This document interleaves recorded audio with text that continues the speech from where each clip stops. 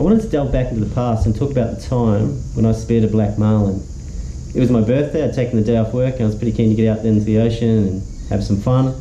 I went out with the guys, and from the moment we hit the water, there was just fish everywhere. There were schools of GT, there were cobia, there was lots happening, and it had that really great feeling like something's big could come in today.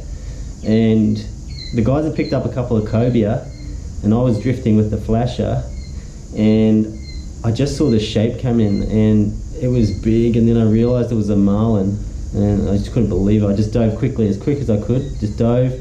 And as I was duck diving, I looked to my left because my cousin Dan was on my left, and he hadn't moved, so I was just making sure he wasn't going to get the fish before me. So I kept on going down.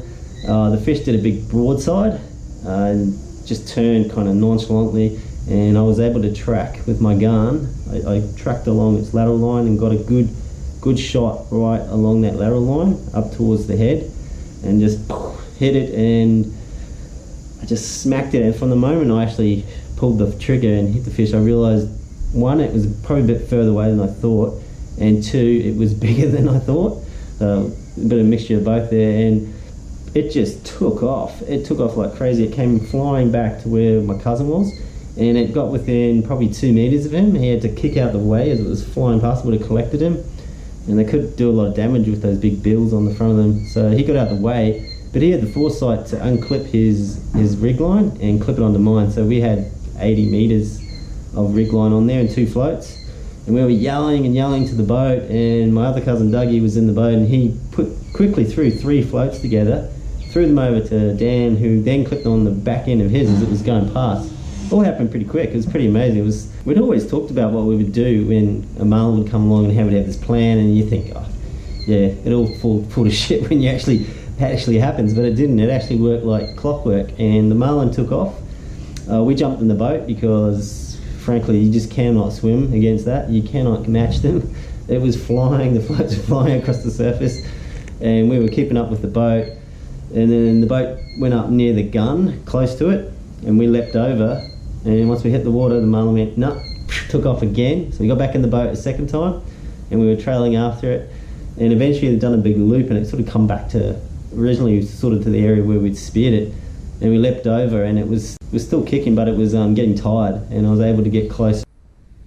So the marlin then dove, and we've been kicking quite a lot to keep up with it, so we were quite tired, but Dan had a second gun with him, so he was able to dive down, and even with the exhaustion and everything, he was able to get a second shot in it. It wasn't a particularly great second shot, but it was in there and just gave it a bit more security, so I was able to start pulling it up from that point. And as I pulled it up from the depth, it just grew and grew in size, and I was just awestruck. It was such an amazing fish, and I had to pinch myself. I couldn't believe how I pulled this off. How did I manage to get this just as I wrapped my arms around it? It was just, it's an amazing feeling. So we then had to do the task of pulling in the boat, which is quite challenging. It's a big, heavy thing. And the cobia in the boat were superseded. To this day, we probably don't remember there were 3 cobia shot as well. So we obviously had to come back in. This fish was too big for the Oski, and we had to deal with it, so we headed back in early, and I was just chuffed. It was such a special birthday.